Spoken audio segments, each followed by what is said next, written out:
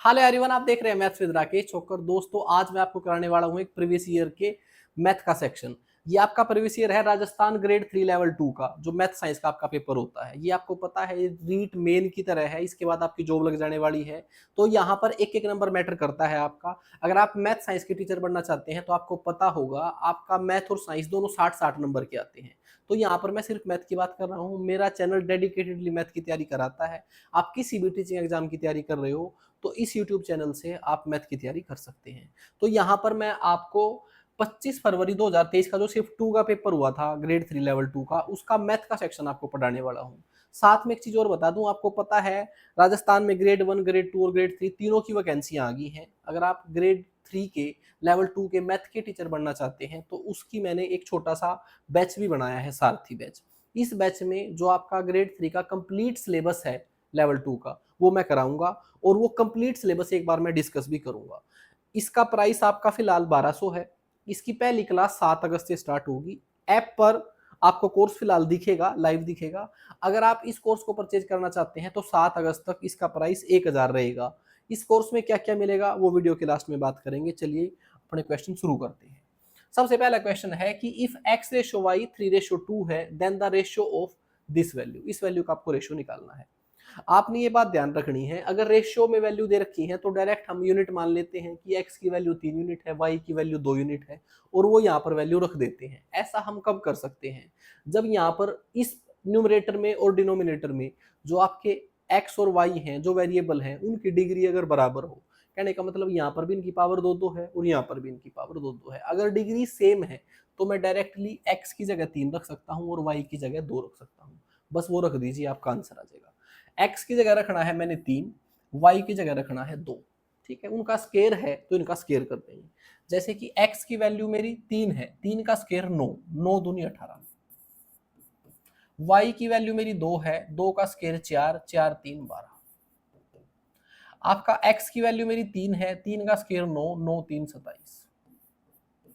y की value 2 है, 2 का स्केयर 4, 4 दूनी 8। बस इसको हल कर लीजिए, ये 30:19 आ गया है और यही आपका आंसर है।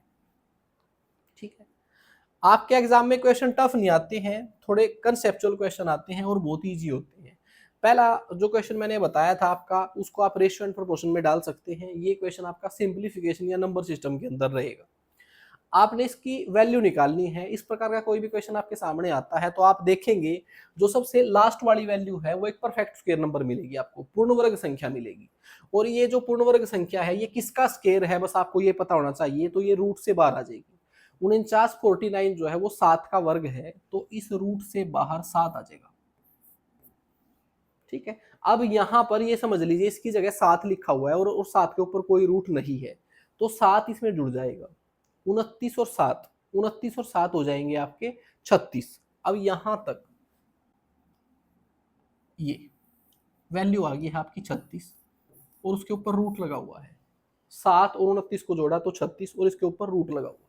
ठीक है, आपको पता है 36 भी परफेक्ट स्क्वायर नंबर है, वो 6 का वर्ग है। तो यहां से 6 बार आ जाएगा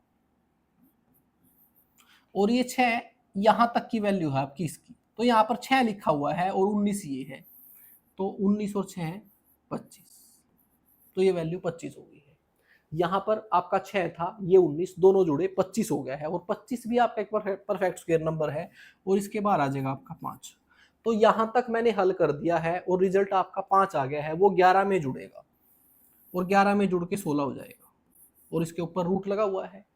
आपकी ये वैल्यू आपकी 5, ये 11 थी, जुड़ के 16 आ गई और 16 का रूट होता है आपका 4।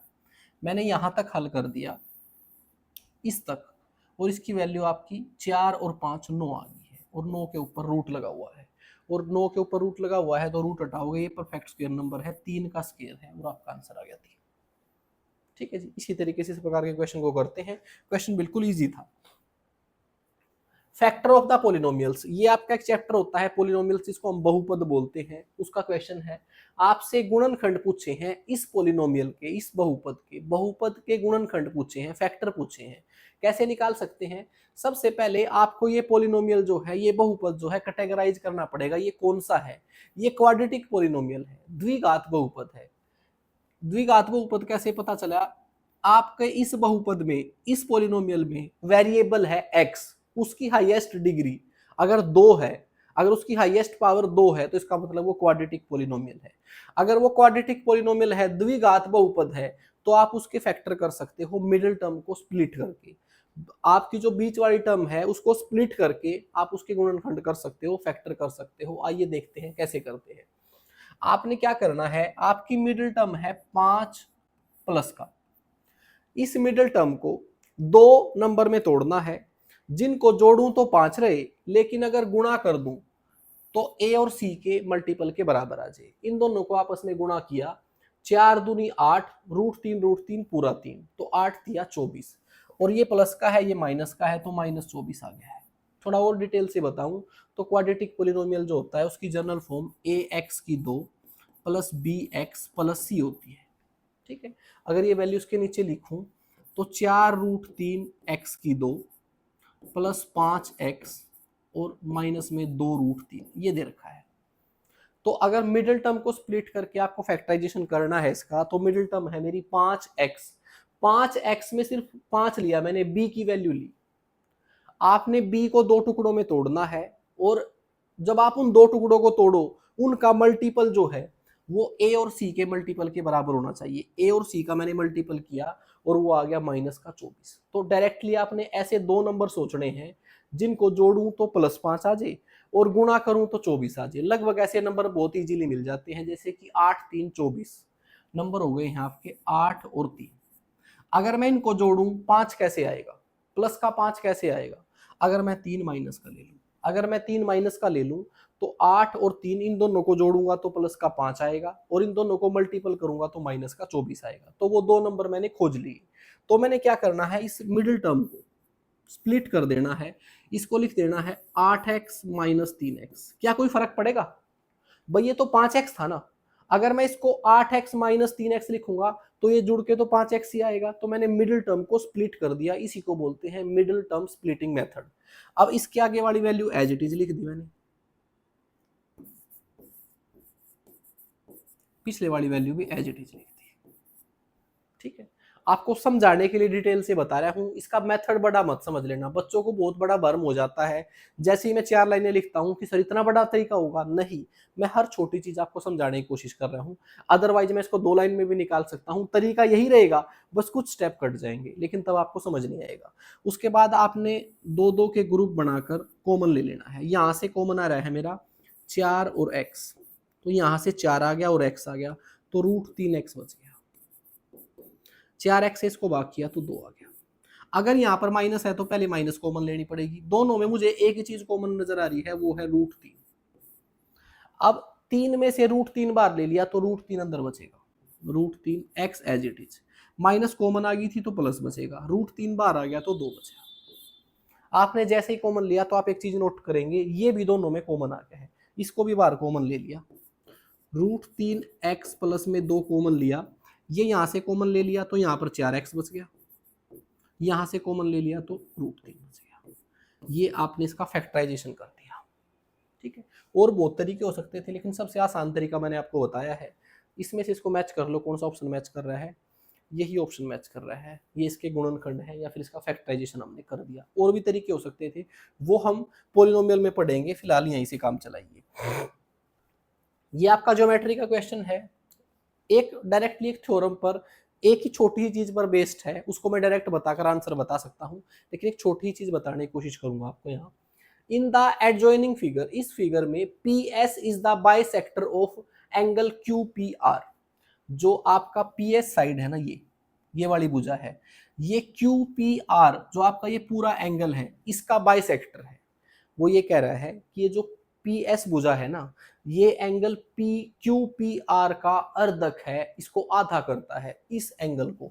ये साइड पूरे एंगल को आधा करती है, इधर वाला एंगल इधर वाले एंगल के बराबर है, ये बोल रहा है। फिर आगे दिया गया है PT जो है वो QR पर परपेंडिकुलर है, PT QR पर परपेंडिकुलर है, PT QR पर परपेंडिकुलर है, मींस ये यहाँ पर 90 डिग्री का एंगल बनाता है। आगे दिया गया है Q जो है, ये वाला जो एंगल है, ये बड़ा है एंगल R से, इस एंगल से बड़ा है। Q जो है वो एंगल R से बड़ा है। फिर आपसे पूछा है कि एंगल टीपीएस बताओ, एंगल टीपीएस, ये एंगल बताओ। ठीक है, यहां पर इस एंगल को निकालने का तरीका होता है, ध्यान से समझेंगे। अगर एक ट्रायंगल में एक तो आपको एंगल बाइसेक्टर दे रखा हो और एक परपेंडिकुलर दे रखा हो, अगर इनके बीच का एंगल निकालना है तो वो हमेशा होता है इन दोनों एंगल का डिफरेंस का आधा। तो आपका ये आंसर आ गया। कैसे एक्सप्लेन किया जा सकता है? बहुत इजीली एक्सप्लेन किया जा सकता है। उसका सिंपल तरीका ये रहेगा, आप ये समझें कि अगर ये एक एंगल बाइसेक्टर है तो इसके इधर वाला कोण और इसके इधर वाला कोण बराबर है। कहने का मतलब ये एंगल और ये एंगल बराबर है। ठीक है, अगर ये दोनों एंगल बराबर हैं, मुझे ऐसा लगता है मैं यहां पर ये चीजें बता रहा हूं तो बहुत ज्यादा टाइम टेकिंग हो जाएगा, मैं इसको प्रूफ यहां देना ठीक नहीं रहेगा। आप फिलहाल बस ये ट्रिक याद रखें। ट्रिक को याद करने का तरीका मैंने आपको बता दिया है कि एक ट्रायंगल में एक तो मेरा परपेंडिकुलर है, एक एंगल बाइसेक्टर है, उनके बीच का एंगल अगर आपको पता करना है तो जो दो बचे हुए एंगल हैं उनका डिफरेंस करो, बड़े में से छोटे वाला घटाएंगे और 2 से डिवाइड कर देंगे। ठीक है, इसको बाकी डिटेल से ज्योमेट्री में ही पढ़ेंगे। फिर आगे दिया गया है, when a sum of money is put on loan for 1.5 years at a rate of 20%। ये बताया गया है कि लोन पर पैसा लिया है 1.5 वर्ष के लिए, ठीक है, 20% वार्षिक दर से। आगे बताया गया है the difference between the interest is ₹264। जो ब्याजों का अंतर है वो आपका 264 रुपए है। When interest is respectively compounded annually and half yearly. जब ब्याज वार्षिक रूप से संयोजित होता है और अर्धवार्षिक रूप से संयोजित होता है तो इनके बीच का जो अंतर है वो 264 रुपए है। व्हाट इज द सम? मूलधन बताओ। ये बताया गया है क्वेश्चन में कि कुछ पैसा ब्याज पर दिया गया है, वो पैसा कितना है हमें नहीं पता, और ये बताया गया है कि जो वो पैसा लोन पर दिया गया है उसको 20% वार्षिक दर पर दिया गया है। आपके पास रेट ऑफ इंटरेस्ट है 20% वार्षिक। फिर आगे बताया गया है इस पैसे को 2 तरीके से दिया गया है। पहला तरीका कि ब्याज जो है वो आपका ईयरली कंपाउंड होता है। अब ये ईयरली कंपाउंड क्या होता है? दूसरे तरीके से जो आपका पैसा ब्याज पर दिया है कि हाफ ईयरली कंपाउंड होता है। मैं कुछ भी स्पेलिंग भूल जाता हूं भाई जब मैं मैथ पढ़ा रहा होता हूं। इसको इतना जोर लगा के क्यों लिख रहा हूं वो बताऊंगा आपको। देखिए, पैसा सेम है, उसको 2 स्कीम की तरह दिया है। एक स्कीम में पैसा ईयरली कंपाउंड होता है। ईयरली कंपाउंड होने का मतलब ये है, आपने पैसा ब्याज पर दिया, 1 वर्ष में जितना ब्याज मिला आपको वो आपके मूलधन में जोड़ दिया, अगले वर्ष का ब्याज उसके ऊपर लगा। हर 1 वर्ष का ब्याज मूलधन में जुड़ता है, उसके ऊपर ब्याज लगता है। इसको ईयरली कंपाउंड बोलते हैं, वार्षिक रूप से संयोजित होता है, इसका अर्थ ये है। दूसरा वो बोल रहा है कि हाफ ईयरली कंपाउंड, अगर आधे वर्ष में ही हर 6 महीने में ही पैसा कंपाउंड हो जुड़े, इसका मतलब ये है 6 महीने में जितना ब्याज हुआ वो मूलधन पर जुड़ा और हर 6 महीने में मूलधन बदलता रहा, बड़ा होता रहा, उसके ऊपर ब्याज लगा। तो इस तरीके से इन दोनों स्कीम के बीच के ब्याज का जो डिफरेंस है, इन दोनों स्कीम के बीच का डिफरेंस का जो ब्याज है वो 264 रुपए है। तो पहले ये बताओ ब्याज ज्यादा कहां मिलेगा, इधर या इधर? जहां पर पैसा जल्दी कंपाउंड होता है वहां पर ब्याज ज्यादा होता है। कहने का मतलब ब्याज आपका मूलधन पर लिया जाता है, लेकिन वो मूलधन अगर with the passage of time बड़ा होता चला जाएगा तो आपका ब्याज भी ज्यादा होता चला जाएगा। यहां पर मूलधन हर 1 वर्ष के बाद बढ़ रहा है, हर 1 वर्ष में ब्याज उसमें जुड़ जाता है, लेकिन यहां पर जो मूलधन है, प्रिंसिपल है, वो हर 6 महीने में बढ़ रहा है। तो यहाँ पर ब्याज आपको ज्यादा मिलेगा, यहाँ पर कम मिलेगा। और ये बताया गया है इन दोनों स्कीमों के बीच जो ब्याज का अंतर है वो 264 है। ये मैंने आपको क्वेश्चन समझाने की कोशिश की। अब इसको हल करने का बेस्ट तरीका क्या रहेगा? आप एक बात समझेंगे, कभी भी अगर आपके पास ब्याज के अंतर का क्वेश्चन आता है तो वहां पर आप effective rate of interest percentage निकाल लेंगे। आपने क्या करना है, आपने ये देखना है अगर ब्याज आपका ईयरली कंपाउंड होता है, वार्षिक रूप से संयोजित होता है, तो कुल ब्याज की दर कितनी बनेगी। देखो, आपको ये बताया गया है पैसा जो है ना वो 1.5 वर्ष के लिए लिया गया है, ये यहां पर लिखा हुआ था। पैसा आपका 1.5 वर्ष के लिए लिया गया है, तो अगर ब्याज की दर आपकी 20% वार्षिक रहे, वार्षिक मतलब ब्याज आप वार्षिक कंपाउंड करो, तो ब्याज कितनी बार लगेगा? पहले क्या हुआ होगा, पहले 1 वर्ष का ब्याज लगा होगा 20%, क्योंकि बताया गया है 1 वर्ष का ब्याज 20% है। फिर दूसरे वर्ष में क्या होगा, दूसरा वर्ष पूरा नहीं है, 1.5 वर्ष है, 1 वर्ष में तो 20% ब्याज लगा होगा, दूसरा वर्ष आधा है तो उसमें आधे में ब्याज की दर भी आधी हो जाएगी, फिर 10% ब्याज लगा होगा। ये बात आपको समझ आई? हमने इफेक्टिव रेट ऑफ इंटरेस्ट निकालना है। इफेक्टिव रेट ऑफ इंटरेस्ट का मतलब ये है कुल सालों की जो टोटल रेट ऑफ इंटरेस्ट बनी है वो कितनी होगी। जैसे कि 1 साल की आपकी 20% दे रखी है, 1.5 वर्ष में टोटल ब्याज कितना बनेगा रेट ऑफ इंटरेस्ट का, वो पता कर रहा हूं मैं। मैंने क्या किया, मेरे पास 1.5 वर्ष थे और ब्याज वार्षिक रूप से संयोजित होता है, तो 1 वर्ष में मेरा रेट ऑफ इंटरेस्ट रहेगा 20%, आधे वर्ष में रहेगा 10%। मैंने दर को आधा कर दिया, तो कहने का मतलब जो आपका ईयरली कंपाउंड होगा ना, उसमें एक बार 1 वर्ष का ब्याज मिलेगा 20% की दर से, फिर आधे वर्ष का ब्याज मिलेगा 10% की दर से। इसका इफेक्टिव रेट ऑफ इंटरेस्ट निकालना हो, इन दोनों को जोड़कर एक रेट ऑफ इंटरेस्ट निकालना हो, तो उसका फार्मूला होता है ये A plus B A into B divide by 100। इससे आपको ये पता चलेगा कि टोटल रेट ऑफ इंटरेस्ट कितना बनेगा आपका। तो मैंने क्या किया, ए की वैल्यू 20 रखी, बी की वैल्यू 10 रखी, 20 प्लस 10 प्लस 20 गुणा 10 और बटे में 100, इसको हल किया तो 32% आ गया है। आपको टोटल मूलधन पर 32% ब्याज मिलेगा इस तरीके से, वो मैंने निकाल दिया। फिर ऐसे ही दर गए हम। अब वो ये कह रहा है ब्याज आपको अर्धवार्षिक रूप से संयोजित होकर मिलता है, कहने का मतलब हर आधे वर्ष में जो आपका ब्याज है वो मूलधन में जुड़ जाता है। तो यहां पर क्या होगा, दर आपकी वार्षिक नहीं रहेगी, दर भी आपकी अर्धवार्षिक हो जाएगी। जितने समय में आपका ब्याज मूलधन में जुड़ता है उसी समय में आपकी दर भी होनी चाहिए। ये दर वार्षिक है लेकिन यहाँ पर पैसा वार्षिक नहीं जुड़ रहा है, अर्धवार्षिक जुड़ रहा है, तो इसको आधा करते हैं, तो दर आपकी 10% हाफ ईयरली आ गई है। ये दर इस्तेमाल होगी इसमें, ठीक है। जिस तरह यहाँ पर आधे वर्ष की 10% हुई थी, यहाँ पर हर आधे वर्ष में ही पैसा जुड़ रहा है, तो दर आपकी 10% रहेगी। अब ये 10% दर कितनी बार इस्तेमाल होगी, इसमें कितने आधे वर्ष हैं, कितने 6 महीने हैं, 1.5 साल में 3 बार पैसे जुड़ेंगे हर 6 महीने के बाद।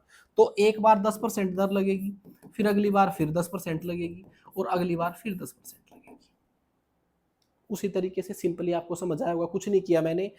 आपके पास 1.5 वर्ष है, हर 6 महीने में पैसे जुड़ते हैं, तो ये दर 3 बार लगेगी। अब इसको भी जोड़कर मैं एक इफेक्टिव रेट ऑफ इंटरेस्ट निकालना चाहता हूं, लेकिन मेरे पास फार्मूला तो सिर्फ 2 ही रेट ऑफ इंटरेस्ट को जोड़ने का है, तो पहले इन 2 को जोड़ लेता हूं। इनको जोड़ा, ए plus B plus A into B और डिवाइड में 100, इसको हल करके आपका 21% आ गया। अगर सिर्फ 1 वर्ष ही होता, 2 बार 6 महीनों में पैसे जुड़ते, तो उनका रेट ऑफ इंटरेस्ट 21% बैठता। लेकिन मेरे पास तो 1.5 वर्ष है, 10% और बचा हुआ है, ये 6 महीने का जोड़ दिया मैंने, 6 महीने का और बचा हुआ है, इसको भी जोड़ दो इसी फार्मूले से, A plus B plus A into B divide by 100।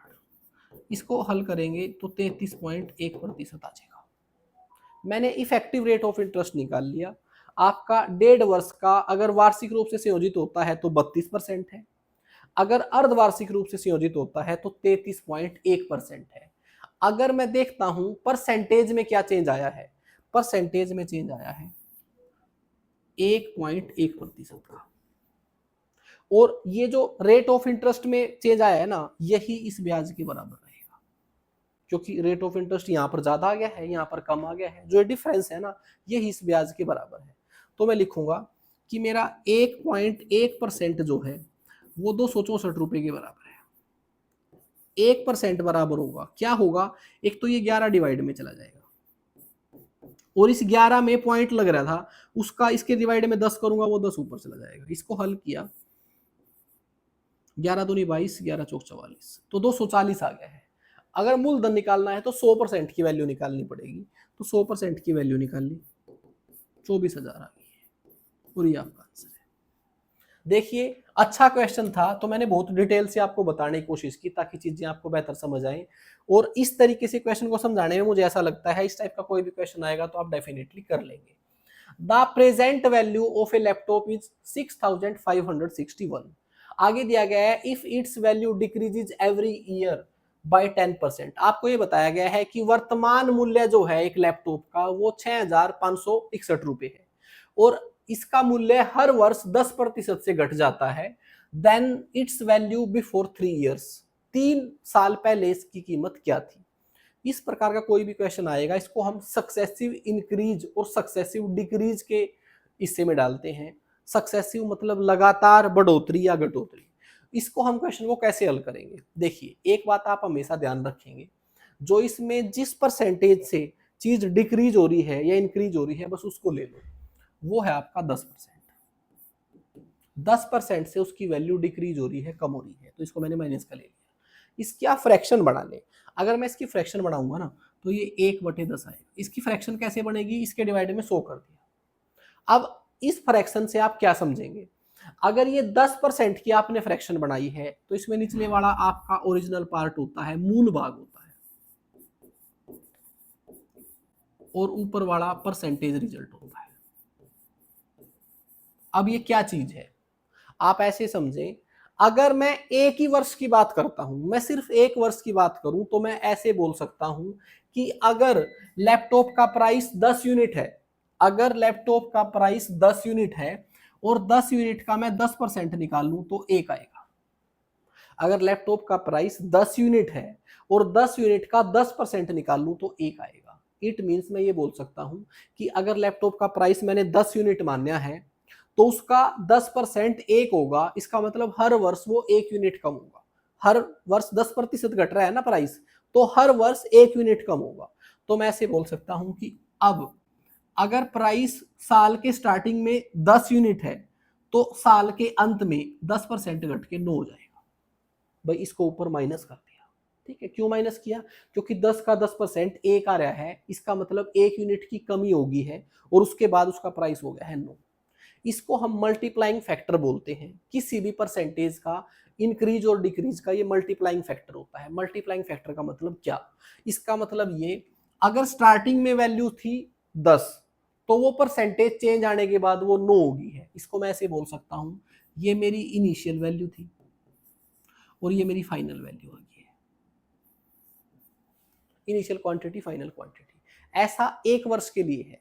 अब मैं ये बताऊंगा आपको कि मैं यहां पर था, उसका कुछ स्टार्टिंग का प्राइस था, ठीक है, उसके 3 वर्ष बाद का, या फिर आप इसका उल्टा समझ लो, यहां पर इसकी वर्तमान मूल्य दे रखा है, प्रेजेंट वैल्यू दे रखी है,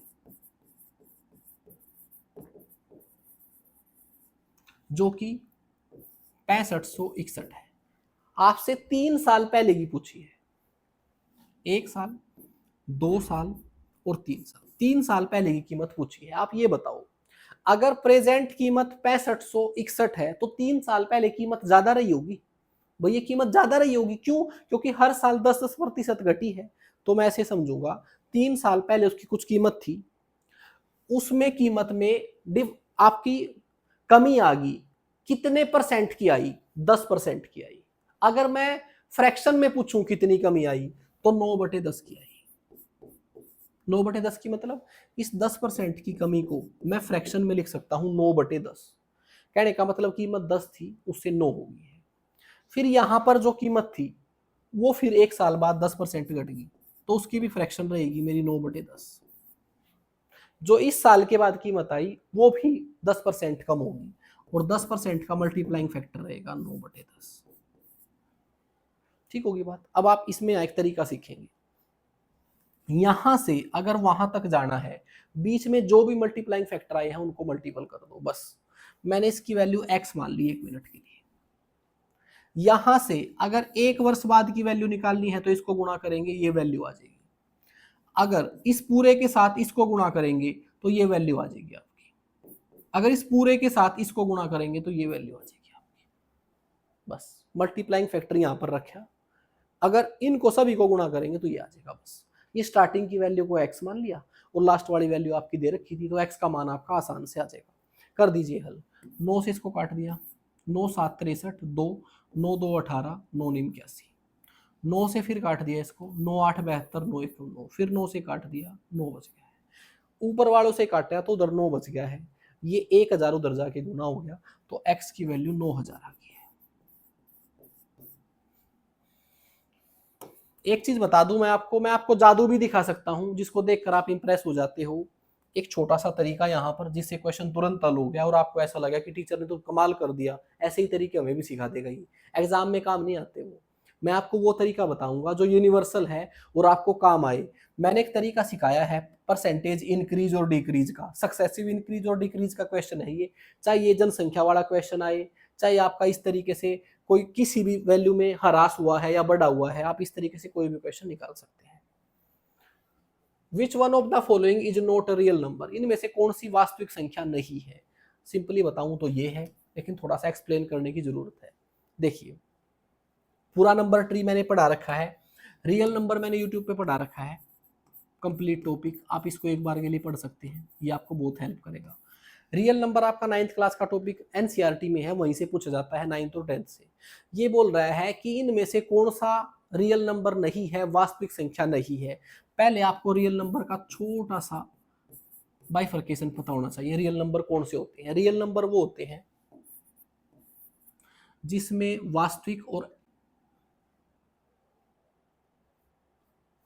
मैं कंफ्यूज कर दूं आपको, थोड़ा सा कर देता हूं, रैशनल और इरेशनल नंबर दोनों होते हैं, रैशनल और इरेशनल।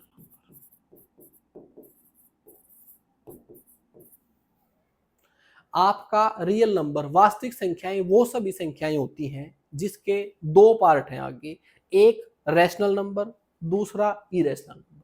सारे रैशनल सारे इरेशनल को मिला दिया जाए तो आपका रियल नंबर बनता है। रैशनल नंबर कौन से होते हैं?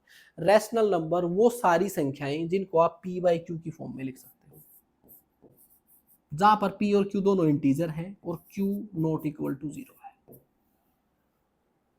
आपकी रैशनल नंबर्स, प्रीमेय संख्याएं वो सभी संख्याएं होती हैं जिनको आप p बाई क्यू की फॉर्म में लिख सकते हो। ये दोनों आपके इंटीजर हैं, पूर्णांक है, और नीचे वाला 0 के बराबर नहीं होना चाहिए। इरेशनल नंबर क्या होते हैं? इरेशनल नंबर वो होते हैं जो आप उनको p बाई क्यू की फॉर्म में नहीं लिख सकते और वो रूट के अंदर होते हैं, और रूट के अंदर एक ऐसी वैल्यू है जो परफेक्ट स्क्वायर नंबर नहीं है, क्यूब रूट के अंदर ऐसी वैल्यू है जो परफेक्ट क्यूब नहीं है। वो थोड़ा समझाने का तरीका बताया है, इसको और अच्छे तरीके से एक्सप्लेन किया जा सकता है, फिलहाल काम चलाने वाली बात है। अब अगर मैं इनको चेक करता हूं तो सबसे पहले मैंने यहां पर देखा, ये तो p बाई क्यू की फॉर्म में खुद ही लिखा हुआ है, ये आपका p बाई क्यू की फॉर्म में लिखा हुआ है। आपका पाई जो है वो एक इरेशनल नंबर है, पाई आपका एक इरेशनल नंबर है। क्यों इरेशनल नंबर क्यों है? पाई का अगर मैं अप्रोक्स मान लिखता हूं तो 22/7 आता है, ये अप्रोक्स मान है। आप ये मत समझना कि पाई को मैंने 22/7 लिख दिया।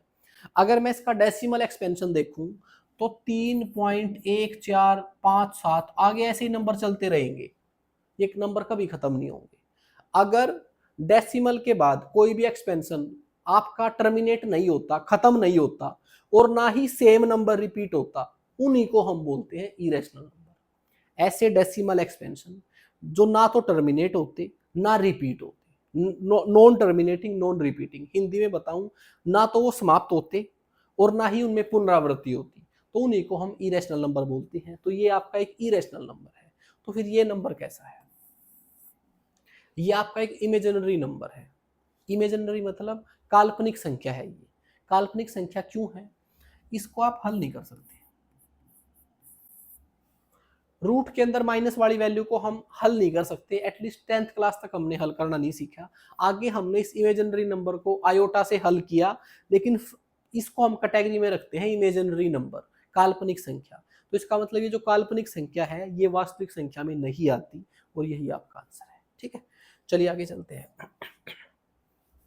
डेसिमल एक्सपेंशन, इसका डेसिमल एक्सपेंशन करना है, किसी भी रैशनल नंबर का आप डेसिमल एक्सपेंशन कर सकते हैं। पहले इसको थोड़ा सा हल कर ले।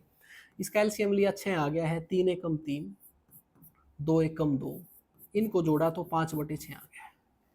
आप किसी भी रैशनल नंबर का डेसिमल एक्सपेंशन करोगे तो उसकी 3 सिचुएशन आपके सामने आएंगी।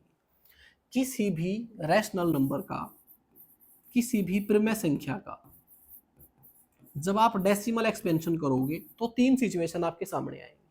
पहली सिचुएशन वो टर्मिनेट हो जाएगा, जिसको शांत दशमलव प्रसार बोलते हैं।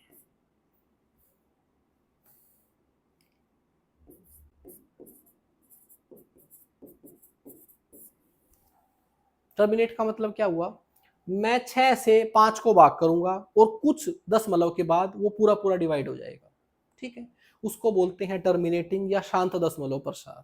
दूसरा, वो मैं इससे इसको भाग करूं और ये पूरा पूरा भाग ना हो और क्या हो, नॉन टर्मिनेटिंग हो जाए।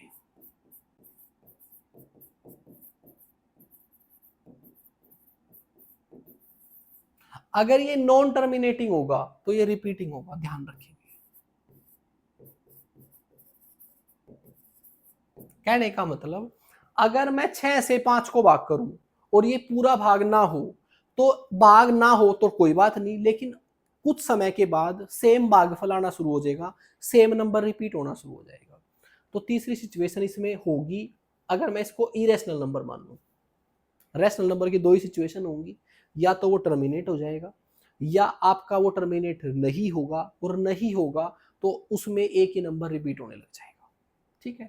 तीसरी सिचुएशन क्या होती, तीसरी सिचुएशन होती अगर मैं इसको रैशनल नंबर जस्टिफाई ना करता, सिर्फ एक नंबर बोल देता, तो तीसरी सिचुएशन होती कि वो नंबर ना तो टर्मिनेट होता ना रिपीट होता, अलग अलग नंबर आने लग जाते, तो वो इरेशनल नंबर होता। लेकिन मैंने ऊपर पहले ही रैशनल लिख दिया, तो प्रिमेय संख्या की दो ही कंडीशन होंगी, या तो वो टर्मिनेट हो जाएगा, अगर टर्मिनेट नहीं होगा तो रिपीट होने लग जाएगा। अब आइए इसको चेक करते हैं।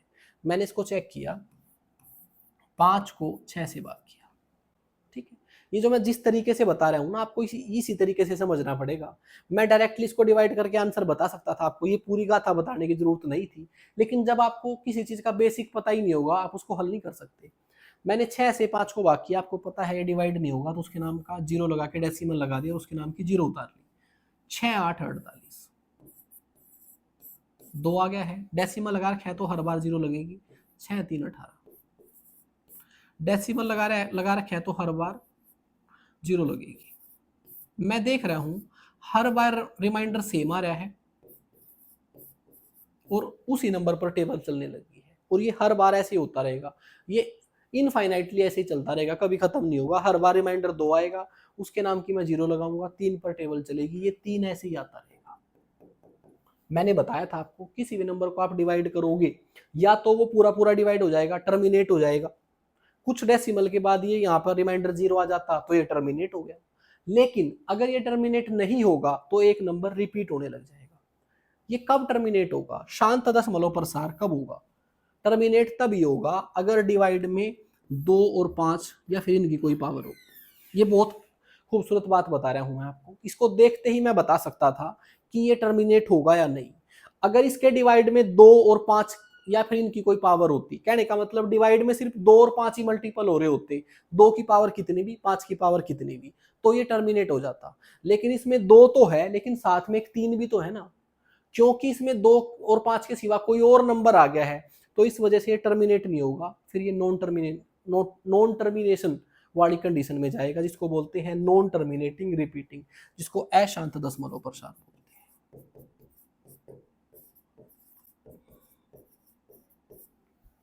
ठीक है, वो अदशमलव जो आपका अशांत दशमलव प्रसार है, फिर उसको आपने देखना पड़ेगा कि वो रिपीटिंग तो हो रहा है, दशमलव के बाद कितने अंकों के बाद वो रिपीट हो रहा है। ये दशमलव के पहला अंक के बाद जब दूसरा अंक आया तो वो रिपीट होने लग गया है। अब जब ये रिपीटेशन होता है ना, इसको लिखना थोड़ा अजीब हो जाता है। इसके ऑप्शन अगर ऐसे आते 0.83333 आगे डॉट डॉट लग रहे होते तो अजीब लगता ना। तो इस रिपीटेशन को अवॉइड करने के लिए ही हम बार लगाते हैं कि भाई जो नंबर मेरा रिपीट हो रहा है ना, उसको एक बार लिख के उसके ऊपर बार लगा दो, इसका मतलब यह है 3 रिपीट हो रहा है। ठीक है, बस सिर्फ लिखने का एक तरीका है और आपका आंसर आ गया है ये। ठीक है जी, चलिए आगे चलते हैं। ये बार लगता कैसे है वो मैंने बता दिया कि डेसिमल के बाद जो अंक या जितने अंकों का जोड़ा रिपीट होता है उसके ऊपर लगाते हैं। तो ये हटाना भी आना चाहिए आपको। ठीक है, ये क्वेश्चन दे रखा है आपका, जिसमें आपसे पूछा है कि ये एक आपके पास दशमलव एक्सपेंशन है, इसकी फ्रैक्शन बनानी है, आपने फ्रैक्शन में रिप्रेजेंटेशन करनी है, भिन्न के रूप में लिखना है। इसको कैसे लिखें, ये ऐसे है। ये देखो अब थोड़ा सा गहरी बात होगी है, अब इसको समझने की तो बात ये है, एक्चुअल में ये ऐसा है, जिस पर बार है वो रिपीट हो रहा है, इसका अर्थ ये है। ऐसे नंबर था ये 54 बार बार रिपीट हो रहा था, तो उसके रिपीटेशन को अवॉइड करने के लिए उसके ऊपर बार लगा दी। आपको होगी कि सर 2 नंबर पे बार लग सकती है, 3 पे लग सकती है, 4 पे लग सकती है, 5 पे लग सकती है। जितने नंबर रिपीट हो रहे हैं बार बार उनके ऊपर बार लगाते हैं। अब इस बार को हटाते कैसे, देखिए थोड़ा सा बेसिक बताना ही पड़ेगा, नहीं आपको समझ नहीं आएगा। अगर किसी डेसिमल के बाद किसी एक नंबर के ऊपर बार लगी हुई है इस तरीके से, और उससे पहले कोई अंक नहीं है, भाई 3 ही है, डेसिमल के बाद उसी के ऊपर बार लगी हुई है, तो उसको हटाना बिल्कुल आसान है। जितने अंकों के ऊपर बार है डिवाइड में उतने ही 9 कर दो। इसको डिटेल से बता सकता हूं मैं आगे, लेकिन फिलहाल जितना काम चलेगा उतना बता रहा हूं आपको। ऐसा भी हो सकता है कि 2 नंबर के ऊपर इस तरीके से बार लग रही हो, ठीक है। ऐसे थोड़ा अजीब लग रहा है, ये 6 ही है, फिर तो रिपीट ही हो जाएगा।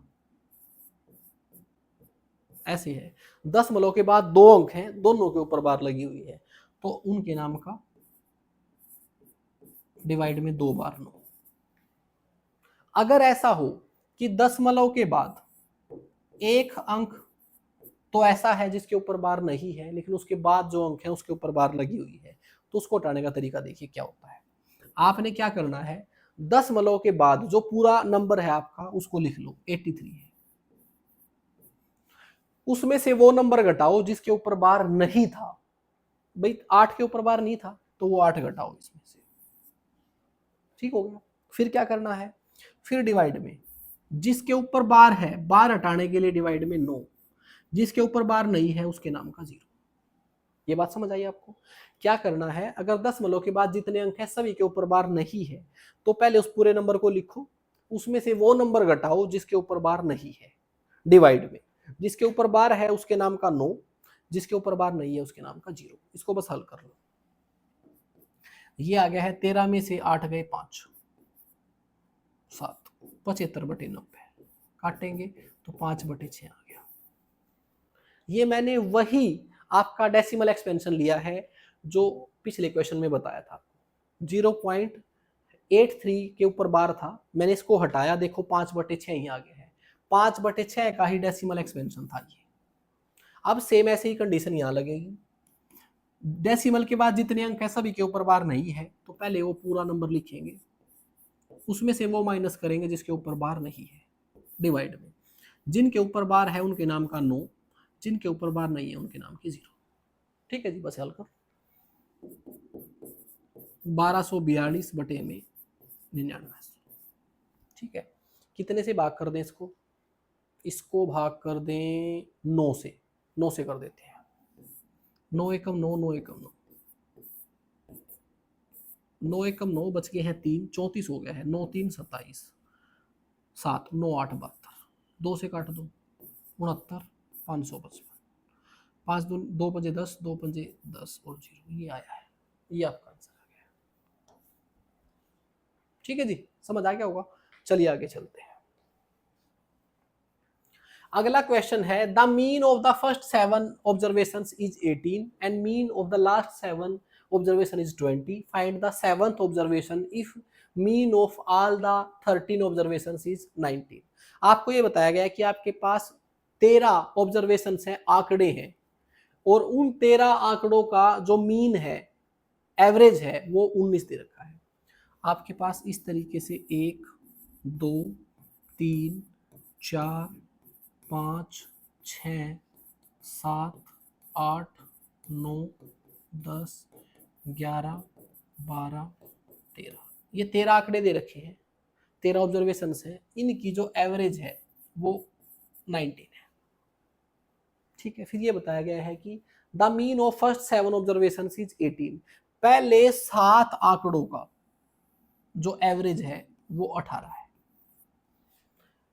Mean of the last 7 observation is 20, आखिरी के 7 आंकड़ों का जो एवरेज है वो 20 है।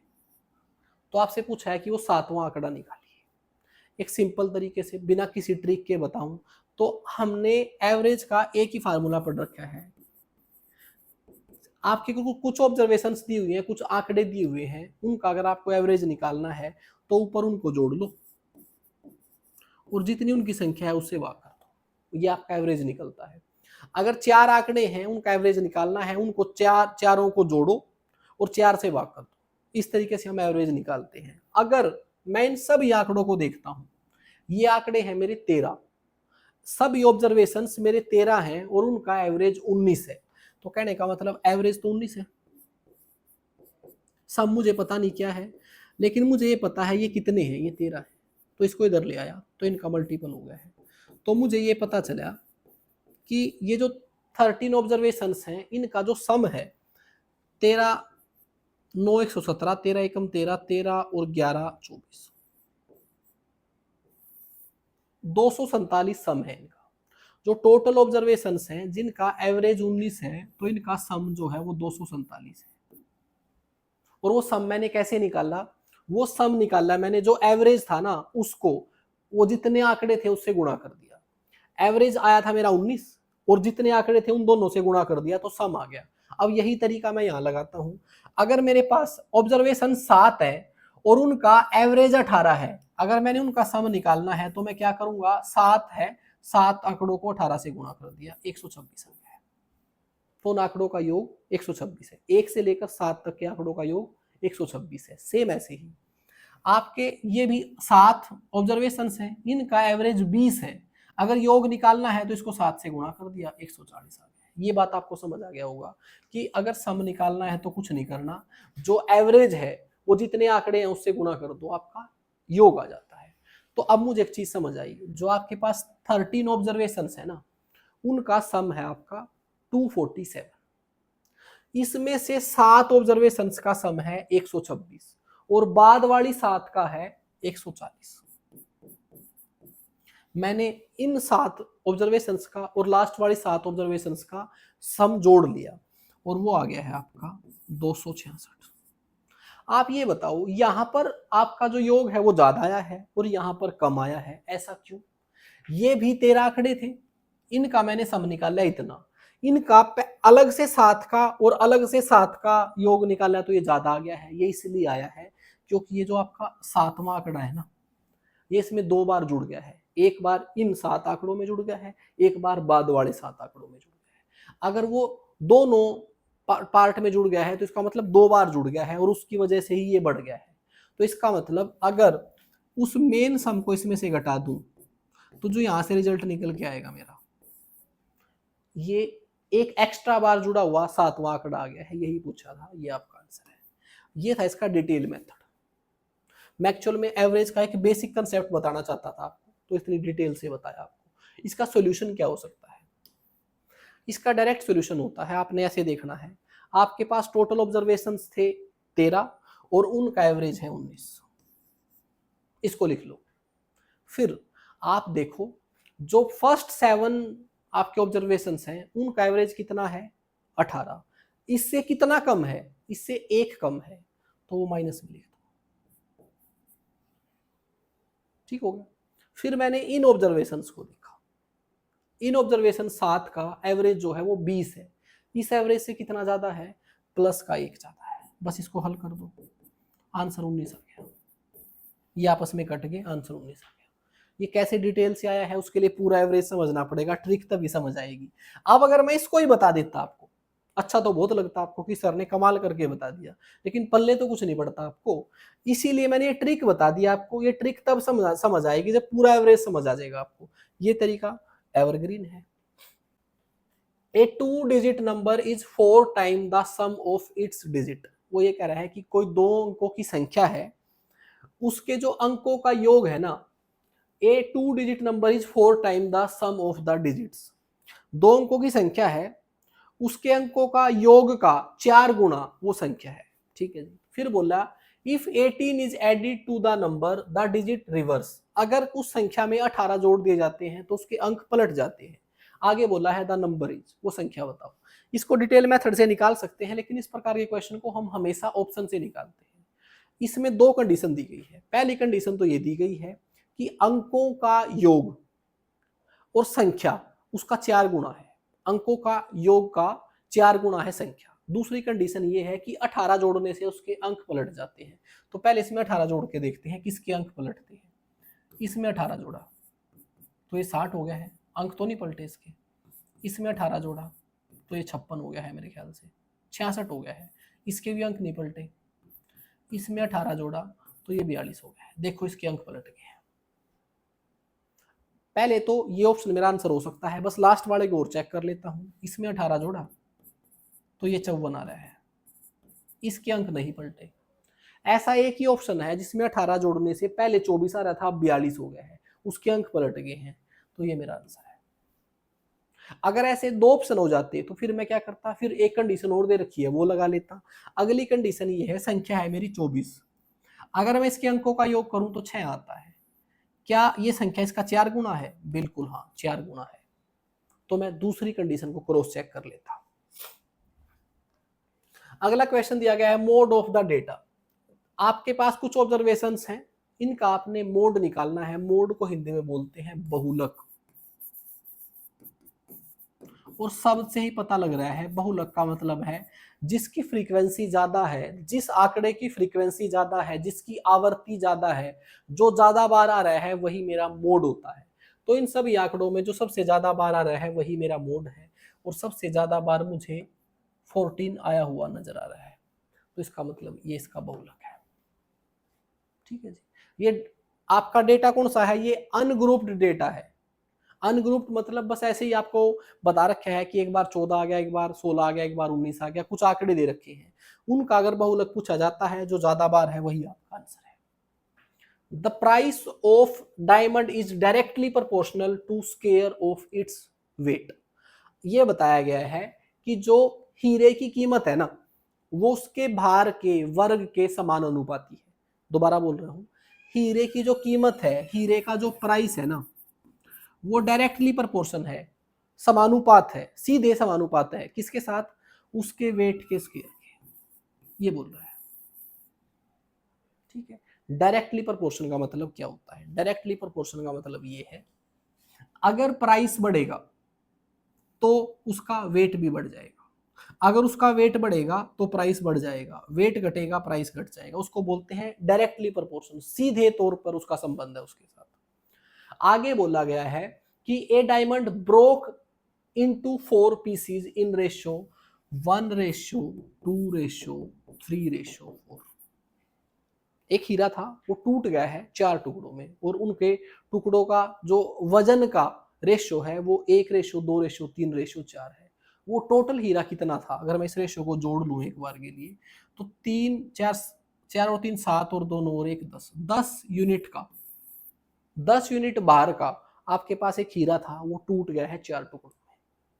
फिर आगे बोला गया है the broken piece got sold in ₹2,10,000। ये 2,10,000 ही है भाई, ये नहीं है। 2,10,000 less what was the actual price of the diamond. जब उन सभी टुकड़ों को बेचा गया तो वो 2,10,000 सस्ते बिके।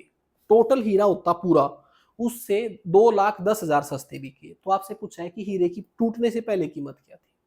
इसमें एक ही कंडीशन बताई गई थी कि जो प्राइस है ना वो डायरेक्टली प्रोपोर्शनल है वेट के स्क्वायर के। अगर इस प्रोपोर्शनल को हटाकर मुझे बराबर लगाना है तो मुझे इस वाली वैल्यू को एक स्थिरांक से गुणा करना पड़ेगा, ये आपने पढ़ रखा होगा।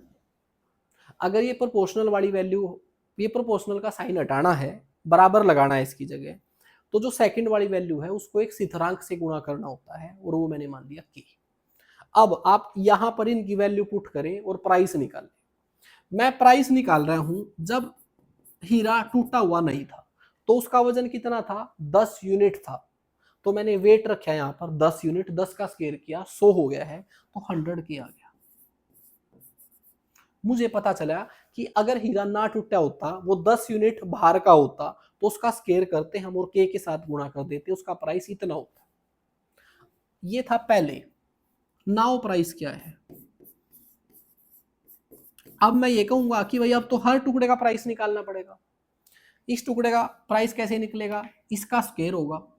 इसका प्राइस कैसे निकलेगा? प्राइस निकालने का तरीका है k मल्टीपल इसका स्क्वायर। इसका स्क्वायर तो एक ही रहेगा। इसका प्राइस कैसे निकलेगा? इसका स्क्वायर मल्टीपल k। इसका प्राइस कैसे निकलेगा? इसका स्क्वायर मल्टीपल k।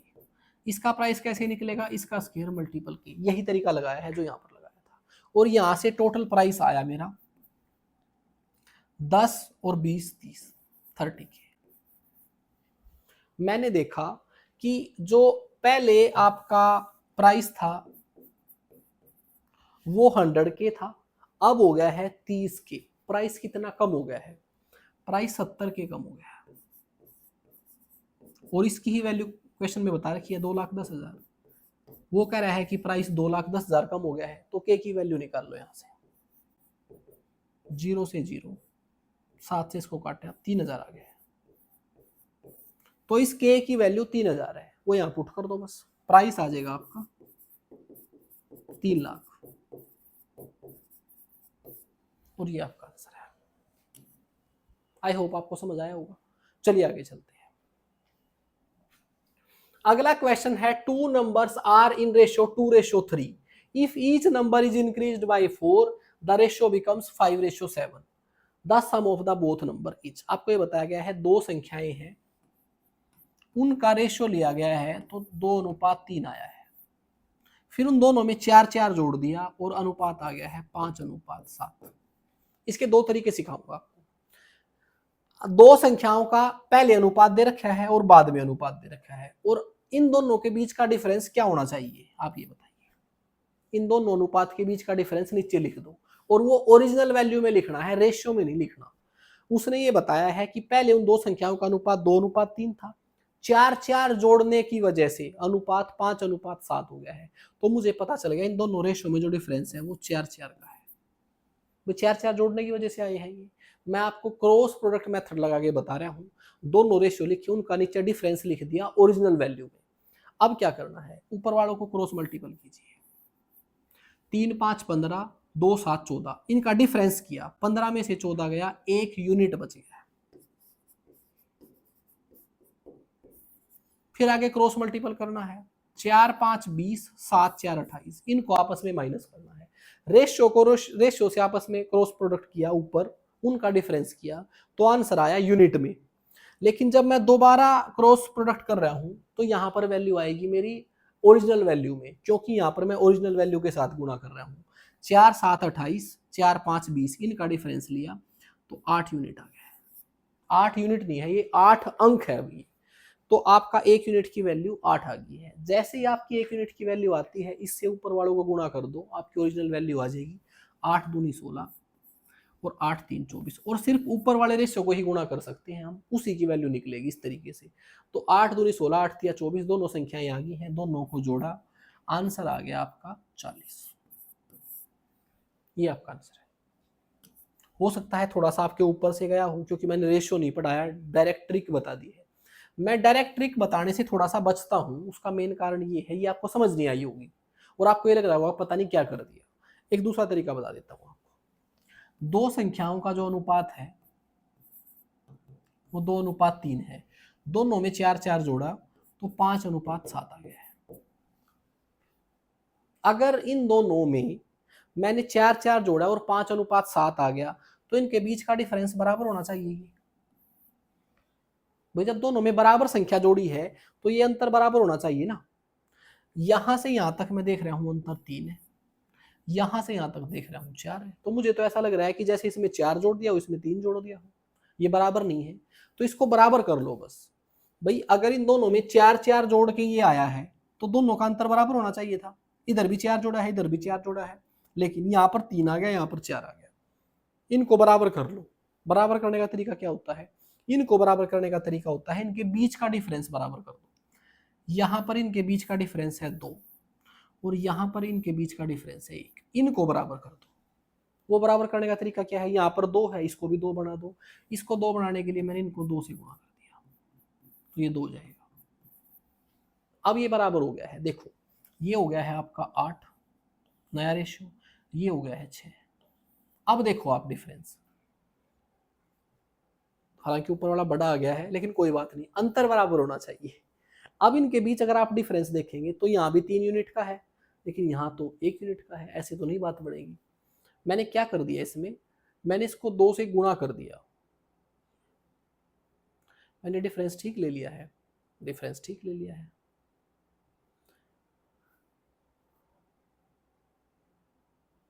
दोनों में 4 4 जोड़ा गया है तो ऊपर वाला कम आना चाहिए था। 2 और 3, 5 और 7। एक बार चेक कर लेते हैं भाई। मैंने क्या देखा, यहाँ पर 5 और 7 में 2 का डिफरेंस है, यहाँ पर 2 और 3 में 1 का डिफरेंस है, तो मैंने 2 से गुणा कर दिया। अच्छा मैंने यही गलत लिख दिया, सॉरी सॉरी, क्वेश्चन बिल्कुल ठीक है, मैंने मल्टीपल करके गलत लिख दिया। ये आ गया है 2 दूनी 4, ये आ गया है 3 दूनी 6। भाई कई बार ऐसी सिली मिस्टेक्स हो जाती है।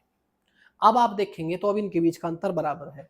4 में और 5 में 1 यूनिट का अंतर है, 6 और 7 में भी 1 यूनिट का अंतर है। अब वो अंतर बराबर हो गया। अब इसका मतलब इसको यहां से यहां तक आने में 1 जोड़ा गया है, इसको भी यहां तक यहाँ आने में 1 जोड़ा गया है, लेकिन क्वेश्चन में बोला गया था 4 जोड़ा गया है। इसका मतलब इस 1 यूनिट की वैल्यू 4 है। अगर 1 यूनिट की वैल्यू 4 है तो 4 से इन दोनों को गुणा कर दो, 4 चौके 16, 4 छक्का 24, दोनों को जोड़ा 40 आ गया। ये लीजिए, ये दूसरा तरीका है बीच का रेशियो बराबर करना। थोड़ा अजीब लग सकता है लेकिन यहाँ पर कुछ याद करने वाली बात नहीं है, यहाँ थोड़ा सा याद करना पड़ेगा कि मैंने कैसे किया था। चलिए आगे चलते हैं। The square root of a natural number is n time of its cube root. आपको ये बताया गया है कि किसी प्राकृत संख्या का जो स्क्वायर रूट है क्यूब रूट का n गुणा है, और आपसे पूछा है दैट नंबर इज, वो नंबर क्या है। वो मैंने नंबर मान लिया x, वो नंबर मैंने x मान लिया। ये बताया गया है कि इस नंबर का स्क्वायर रूट और इस नंबर का क्यूब रूट, वो ये कह रहा है कि जो इस नंबर का स्क्वायर रूट है ना वो क्यूब रूट का n गुणा है। कहने का मतलब इसको अगर मैं n से गुणा कर दूं तो ये बराबर हो जाएंगे, ये बोल रहा है। कोई एक नंबर था नेचुरल नंबर x, अगर उसका स्क्वायर रूट निकालता हूं, इसका क्यूब रूट निकालता हूं, तो जो इसका स्क्वायर रूट है ना क्यूब रूट का n गुणा है। कहने का मतलब इससे n गुणा ज्यादा है, अगर मैं क्यूब रूट को n से गुणा कर दूं तो बराबर हो जाएंगे। चलिए इसको हल करते हैं। n को वहीं छोड़ा, इसको इधर ले आया, square root divide by cube root बराबर n। अब इनको हल करें। आपको पता है अगर स्क्वायर रूट लगा हुआ है, देखो इसको बोलते हैं रेडिकल, इंग्लिश में इसको रेडिकल बोलते हैं, हिंदी में इसको बोलते हैं आपका करनी, करनी होता है ये। अब अगर यहाँ पर कुछ नहीं लिखा हुआ तो इसको स्क्वायर रूट बोलते हैं। यहाँ पर अंदर जो भी वैल्यू लिखी होगी, अगर उसको पावर के रूप में लिखना है तो 1/2 लिखेंगे। यहाँ मान लेंगे कि इसकी पावर 2 है यहाँ पर, ठीक है। और इसको अगर इस रेडिकल को हटाएंगे, इस सेकंड रूट को हटाएंगे, स्क्वायर रूट को हटाएंगे तो पावर 1/2 हो जाएगी। अगर यहाँ पर क्यूब रूट लिखा हुआ है, यहाँ पर 3 है, और इसको हटाएंगे तो इसकी पावर 1/3 हो जाएगी। यहाँ 4 होता तो 1/4 हो जाता। तो सेम ऐसे ही अगर मैं इस रूट को हटाना चाहता हूँ तो x की पावर 1/2 हो जाएगी। अगर इस क्यूब रूट को हटाना चाहता हूँ तो x की पावर 1/3 हो जाएगी, और बराबर है आपका n।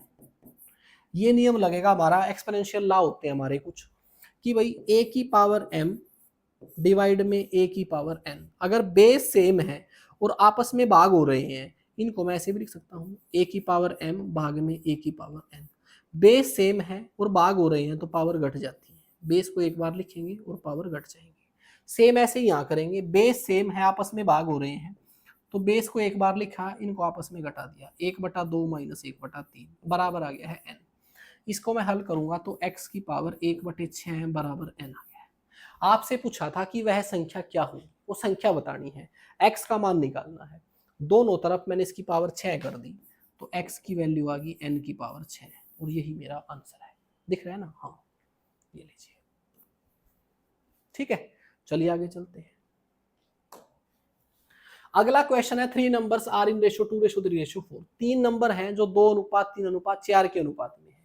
If the sum of their cube is 21,384, उन तीनों के घनों का योग 21,384 है। तो बड़ी संख्या पूछी है आपसे, इनमें से बड़ी संख्या 4 है। वैसे जो 4 का मल्टीपल है वो मेरा आंसर होगा, लेकिन 4 के मल्टीपल तो मेरे 3 है, बात नहीं बनेगी। चलिए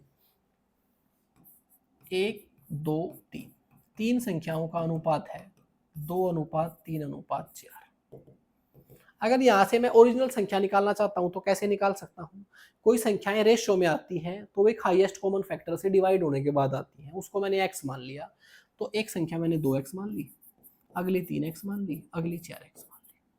इनके क्यूब का स्क्वायर, इसका इनके क्यूब का योग, इसका क्यूब किया 8x की 3, इसका क्यूब किया 27x की 3, इसका क्यूब किया 64x की 3, और इसकी वैल्यू दे रखी है आपको 21,384। बस हल कर दो, इसको जोड़ लो। 7 और 8 15 और 6 19, 2 और 4, 2 और 6 8 और 1 9, बराबर आ गया है 21,384। 9 से कर दो, 9 एकम 9, 9 एकम 9, 9 दूनी 18, बच गए हैं 3, 9 दूनी 18, बच गए हैं 5, 9 छिका 54, कुछ गलत कर दिया क्या? 9 दूनी 18, बच गए हैं 3, 33 हो गया है। तो 33 को किया 9 दूनी 18, तो बच गया है 5, तो आपका 58 हो गया। तो 58 किया 9 से, तो 9 छिका 54, बच गए हैं आपके 4, ये 9 से पूरा कट नहीं रहा, 11 से काट लो।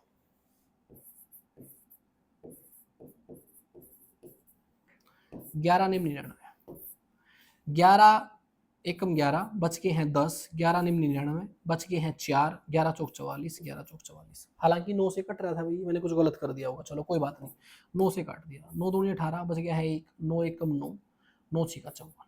तो एक्स क्यूब जो है वो 216 के बराबर आ गया है। दोनों तरफ क्यूब रूट कर दोगे तो एक्स की वैल्यू 6 आ जाएगी। ये लीजिए, इसको हल किया, एक्स की वैल्यू 6 आ गई है। एक्स मैंने जो मैंने इनके साथ लगाया था वो उसकी वैल्यू 6 आ गई है। 6 से तीनों को गुणा कर दो, 6 दूनी 12, 6 3 18, 6 चौका 24, बड़ी वैल्यू पूछी थी 24 आपका आंसर है। ये लीजिए, ठीक है। थोड़ा सा कैलकुलेशन में यहाँ मैंने कुछ गलती कर दी थी, शायद मैं 9 से घटा के कुछ ना कुछ गड़बड़ कर रहा था, लेकिन फिर जल्दी जल्दी में 11 से ही कर दिया। The probability that A number selected at random from the number 21 to 40 is a prime number. आपसे प्रोबेबिलिटी का क्वेश्चन पूछा है, आपसे पूछा है कि एक रैंडमली एक नंबर सिलेक्ट किया गया है 21 से 40 संख्या में से एक, उसके प्राइम नंबर होने की, उसकी अभाज्य संख्या होने की प्रायिकता ज्ञात कीजिए। पहले समझें प्रोबेबिलिटी कैसे निकलती है। प्रोबेबिलिटी निकलती है टोटल आउटकम डिवाइड में ऊपर favourable outcome, favourable outcome divide by total outcome आपका प्रोबेबिलिटी होता है। प्रायिकता होता है संभावित परिणाम डिवाइड में कुल परिणाम। तो पहले कुल परिणाम बताओ मुझे कितने हैं। कुल परिणाम मतलब जिनमें से एक संख्या सिलेक्ट की गई है वो कुल संख्याएं कितनी है। 21 से लेकर 40 तक अगर मैं सारी संख्याएं जोड़ता हूं तो ये 20 आती है। 21 से लेकर 40 तक सभी संख्याओं को जोड़ूं तो ये 20 संख्याएं आती हैं। तो टोटल आंकड़े आपके टोटल पॉसिबल आउटकम मेरे 20 हैं, इनमें से एक संख्या सिलेक्ट की है। अब ये बताया गया कि वो जो संख्या सिलेक्ट की गई है ना वो प्राइम नंबर होनी चाहिए, प्राइम नंबर होने की प्रायिकता बतानी है। तो इसमें प्राइम नंबर कितने हैं। 21 से लेकर 40 तक प्राइम नंबर है 23, 29, 31, 37, ये 4 प्राइम नंबर है। तो पहले टोटल आपके आउटकम, उसके बाद ऊपर फेवरेबल आउटकम। फेवरेबल आउटकम मतलब वो किस नंबर की होने की प्रायिकता निकाल रहा है, वो एक प्राइम नंबर होने की प्रायिकता निकाल रहा है। और प्राइम नंबर इसमें कितने हैं, 4 हैं, तो ऊपर 4 आ जाएगा। इनको काटा 1/5 आपका आंसर आ गया है, और ये आपका आंसर है, ये लीजिए। ठीक है, चलिए आगे चलते हैं। अगला क्वेश्चन है, A and B have some apples. A और बी के पास कुछ एप्पल हैं। मैंने ये मान लिया ए के पास एप्पल जो है वो ए ही है, और बी के पास जो एप्पल है वो बी है। If A gives 2 apples to B then A will have apples half of B. वो ये कह रहा है कि ए अगर बी को 2 सेब दे देता है तो ए के पास जो सेब है वो बी की सेब की आधी हो जाती है। वो ये कह रहा है कि ए में से ए के पास ए एप्पल्स थी, उसने उनमें से 2 बी को दे दी। तो कहने का मतलब बी के पास इतनी होगी है, तो ए की जो एप्पल है ना अब बी से आधी होगी है। कहने का मतलब अगर बी की एप्पल्स को मैं आधी कर दूं तो ये बराबर हो जाएंगे।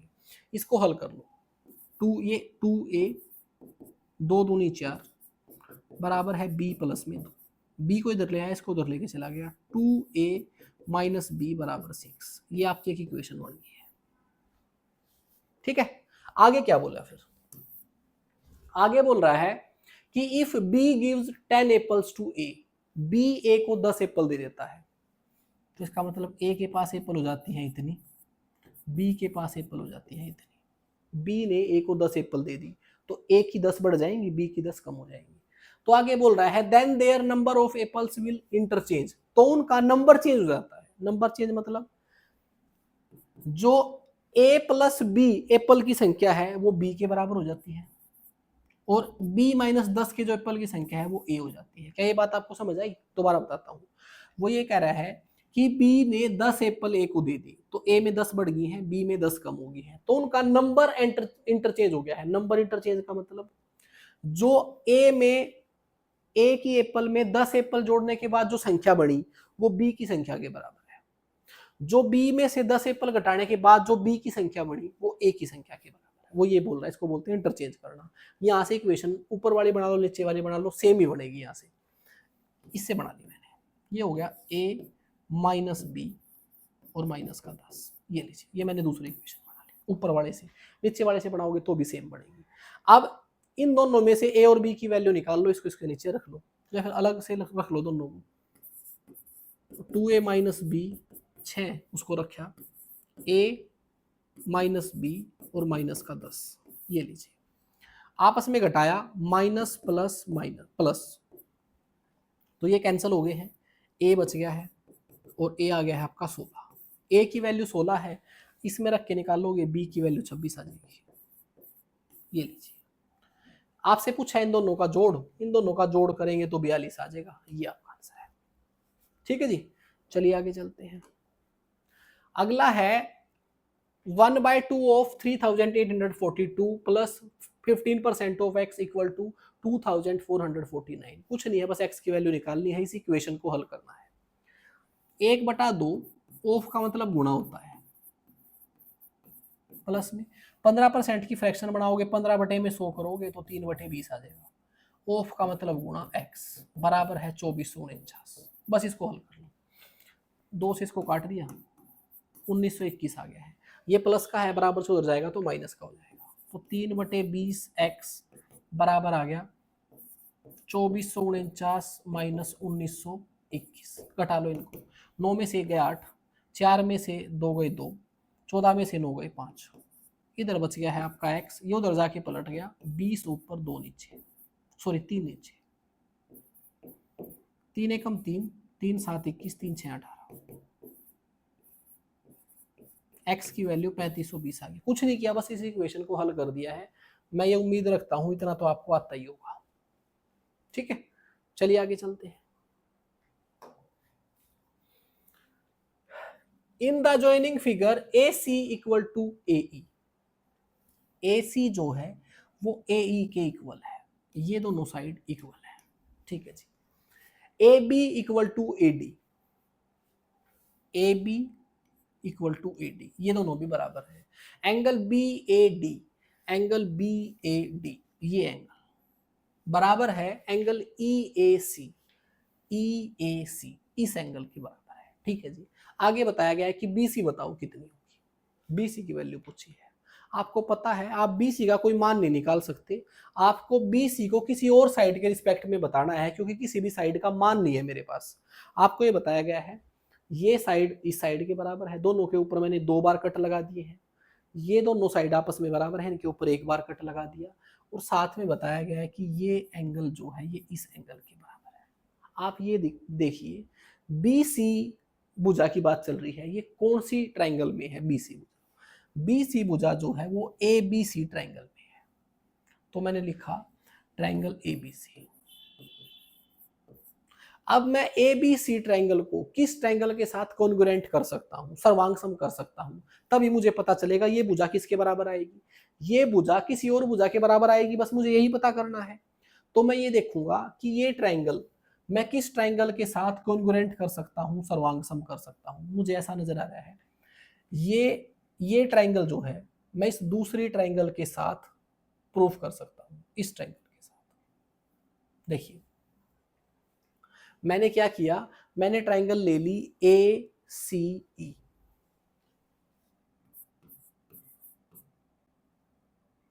ADE लेनी पड़ेगी क्या? ADE लेनी पड़ेगी, हाँ।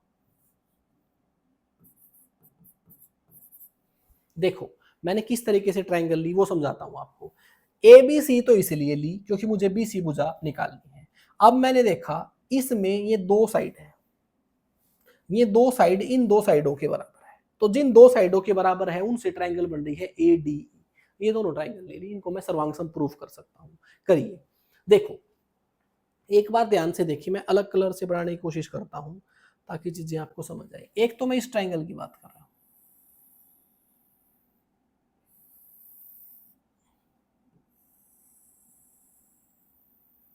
और एक मैं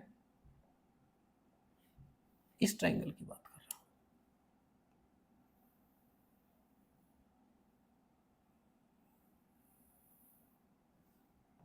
मैंने अलग अलग कलर से कर दिया। देखो, अगर मैं ट्राइंगल की बात करता हूं ABC में, तो ABC में एक साइड है AB, ABC में एक साइड है AB, और ये इस ट्राइंगल की इस AD साइड के बराबर है। AB और AD बराबर है ना, क्वेश्चन में बता रखा है। तो ABC ट्राइंगल की एक साइड इस ट्राइंगल की इस साइड के बराबर आ गई है। सेम ऐसे ही इसकी AC जो साइड है, इस ट्राइंगल की ABC की ये साइड जो है ये इसके बराबर है, AE के बराबर है। ये दे रखा था क्वेश्चन में। तो कहने का मतलब इन दोनों ट्राइंगल की दो दो भुजाएं बराबर आ गई। अब उसके बाद देखो, इस ट्राइंगल में ABC में एक एंगल है ये एंगल BAC, ये एंगल बराबर होगा किस एंगल के, इस एंगल के। इसको लिख देता हूं DAE। आपके मन में आना चाहिए क्यों, ये क्यों बराबर हुआ।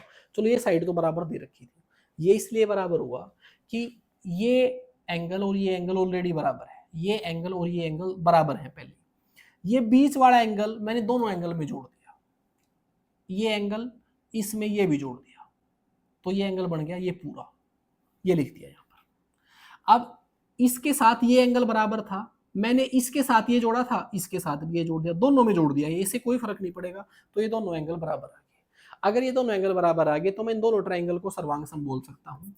ट्राइंगल ABC जो है वो कॉन्ग्रुएंट है ट्राइंगल ADE के, साइड एंगल साइड से दो साइड बराबर आ गई और उनके बीच के एंगल बराबर आ गए हैं, तो ये सर्वांगसम है। अगर ये सर्वांगसम है तो इन दोनों त्रिभुजों की सारी भुजाएं बराबर हैं, सारी भुजाएं बराबर हैं, तो इसका मतलब इस ABC ट्राइंगल की तीसरी भुजा बच गई है BC, ये बराबर होगी इस ट्राइंगल की तीसरी भुजा के साथ DE के साथ। CPCT बोलते हैं ना इसको, सर्वांगसम त्रिभुजों के संगत भाग। ठीक है, अब जो BC है वो DE के बराबर आ गई है, BC ही पूछी थी आपसे, वो DE के बराबर है, ये लीजिए। ठीक है, चलिए आगे चलते हैं। अगला क्वेश्चन है, the circumference of a base of a 10 metre high conical tent is 44 metre. What is the area of the canvas used in making the tent. आपको ये बताया गया है कि एक आपके पास कोनिकल टेंट है, कोन के आकार का एक टेंट है इस तरीके से। ये बताया गया है कि इस टेंट की जो हाइट है ना वो 10 मीटर है, और इसकी जो सर्कमफ्रेंस है ये वो 44 मीटर है। और आपसे पूछा गया है इस कोनिकल टेंट को बनाने के लिए जो कैनवास लगा है उसका क्षेत्रफल बताइए। The circumference of the base of a 10 metre high conical tent is 44। कहने का मतलब सर्कमफ्रेंस तो इसकी 44 है और इसकी हाइट 10 मीटर है। आपको पता है अगर इस टोटल कैनवास का क्षेत्रफल निकालना है तो उसके लिए इसका वक्र पृष्ठ क्षेत्रफल निकालना पड़ेगा, कर्व्ड सरफेस एरिया निकालना पड़ेगा, और जो बराबर होता है पाई आर एल। इस कोनिकल टेंट में कितना कैनवास यूज हुआ है उसके लिए मुझे इसका कर्व सरफेस एरिया निकालना पड़ेगा, इसका क्षेत्रफल निकालना पड़ेगा, और वो है पाई आर एल। तो पाई का मान मेरा 22/7 होता है, आर फिलहाल नहीं है मेरे पास, एल मैंने निकालनी है, एल भी निकालनी पड़ेगी। तो मैंने देखा कि आर मैं यहां से निकाल सकता हूं, नीचे इसमें एक सर्कल बना हुआ है और सर्कल की आपकी सर्कमफ्रेंस 44 मीटर है, और सर्कमफ्रेंस की अगर सर्कमफ्रेंस 44 मीटर है ना तो सर्कल की सर्कमफ्रेंस निकलती है 2 पाई आर। तो 2 पाई का मान 22/7, आर आपकी ऐसे कैसे आगे रख दिया 44, तो ये 44 से 44 कट गया है, 7 इधर आ गया। तो मुझे ये पता चला कि इस टेंट की जो रेडियस है ना सर्कल की वो 7 सेंटीमीटर है। तो मुझे आर पता चल गई है, आर 7 सेंटीमीटर है। ये लीजिए। अब आगे मुझे एल निकालनी है। ये तो पता चल गई कि 7 सेंटीमीटर है। एल होती है ये जिसको हम स्लैंट हाइट बोलते हैं, स्लैंट लेंथ बोलते हैं इसको। तो इसको कैसे निकालें, तिर्यक ऊंचाई को कैसे निकालें? पाइथागोरस थ्योरम लगा के निकाल सकते हैं। ये एक राइट एंगल ट्रायंगल है, इसमें ये 10 है परपेंडिकुलर, बेस 7 है, तो इसको हाइपोटेनस मान के निकाल सकते हैं और वो निकल जाएगी आपकी इसका स्क्वायर प्लस में इसका स्क्वायर, ये आ गई है अंडर रूट 149। इसकी वैल्यू अंडर रूट 149 आ गई है। इसको आप हल कर लीजिए और यहां रख लीजिए, ये इससे कट गया है।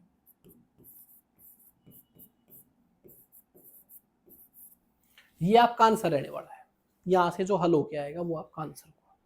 अब आप ये बताइए वो आंसर कौन सा होना चाहिए? अगर आप डायरेक्टली ऑप्शन से लगाना चाहो तो आंसर वो कौन सा होना चाहिए? वो 22 का मल्टीपल होना चाहिए। यहां से जो भी वैल्यू निकल के आएगी वो 22 का मल्टीपल होगी। दूसरी बात, वो 11 का भी मल्टीपल होगी। लेकिन यहाँ एक दिक्कत है, यहाँ से जो वैल्यू निकल के आएगी ना वो तो मुझे पता है, वो तो एक ऐसी वैल्यू निकल के आएगी जो डेसिमल के बाद रिपीट होती रहेगी। तो पहले मैं यहाँ से वो वैल्यू निकाल लेता हूँ, इसका स्क्वायर रूट कर लेता हूँ लॉन्ग डिवीजन मेथड से। 2 का जोड़ा बनाया 1, 1 एकम 1, फिर 49 उतार लिया, इसका डबल कर दिया, 2 दूनी 4, 5 बच गया है, डेसिमल लगाया, उसके नाम की 2 जीरो लगा दी, फिर आगे आ जाएगा 12 दूनी 24, 24 दूनी 48। वैसे तो आगे बहुत कुछ आएगा, लेकिन ये मैंने 12.2 मान लिया, इसकी वैल्यू 12.2 है। कर लो इसको, 22 दूनी 44, 22 दूनी 44 और 4 48, 22 एकम 22 और 4 68, 268.4 समथिंग आएगा। तो इसमें देखो कौन सा आंसर आ रहा है, 268.5 आ रहा है इसमें। मुझे पता है डेसिमल के बाद इसमें भी कुछ और आना था, तो हो सकता है डेसिमल एक बढ़ जाएगा, तो इसका आंसर आपका यही रहेगा। ठीक है जी, चलिए आगे चलते हैं। अगला क्वेश्चन है, फॉर व्हाट वैल्यू ऑफ के the following system of equation have unique solution. ये हमारा लीनियर इक्वेशन इन 2 वेरिएबल वाला चैप्टर है, जिसमें बताया जाता है कि आपकी 2 स्ट्रेट लाइन है, 2 स्ट्रेट लाइन की इक्वेशन दी जाती है जिसको हम पेयर ऑफ लीनियर इक्वेशन बोलते हैं। इन 2 स्ट्रेट लाइंस की इक्वेशन दी जाती है, इसको हम लिखते हैं इस तरीके से, a1x plus b1y plus c1 बराबर 0, a2x b2y c2 बराबर 0। ये इस तरीके से 2 स्ट्रेट लाइन की इक्वेशन दी जाती है और आपसे इसकी 3 सिचुएशन होती हैं। पहला, ये दोनों लाइन पैरेलल है। अगर ये दोनों लाइनें पैरेलल होंगी तो इनका कोई भी सॉल्यूशन नहीं होगा। सॉल्यूशन का मतलब क्या है, एक्स और वाई की वैल्यू, इन दोनों लाइंस की एक्स और वाई की ऐसी वैल्यू जो इसको भी सेटिस्फाई करे इसको भी सेटिस्फाई करे, वो तब ही हो सकता है जब ये लाइनें एक दूसरे को काटे। अगर ये नहीं काटेंगे तो इनका एक यूनिक सॉल्यूशन नहीं आएगा। अगर ये लाइनें पैरेलल होंगी तो कोई सॉल्यूशन नहीं होगा। अगर ये लाइनें एक दूसरे को काटेंगी तो एक यूनिक सॉल्यूशन होगा। और आपसे बताया गया है कि इन दोनों इक्वेशन की एक यूनिक सॉल्यूशन है, और ये दोनों इक्वेशन यहां दे रखी है, और के की वैल्यू पूछी है आपसे। ध्यान देंगे, अगर ये दोनों लाइनें एक दूसरे को इस तरीके से काटती हैं तो यहां पर ये कंडीशन होती है कि a1 divide by a2 not equal to b1 divide by b2। अगर इन इक्वेशन के जो कोफिशिएंट है a1 a2 b1 b2 c1 c2, अगर a1 divide by a2 not equal to b1 divide by b2 होगा, तभी वो unique solution देंगे। इसका मतलब इसमें a1 ये है, b1 ये है, c1 ये है, a2 ये है, b2 ये है, c2 ये है। तो a1 divide by a2 not equal to b1 divide by b2 रहा होगा, तभी उसका यूनिक सॉल्यूशन आया होगा। इसको अगर मैं हल करता हूं तो k की वैल्यू आ जाएगी 4। ये आपका आंसर है, ये लीजिए।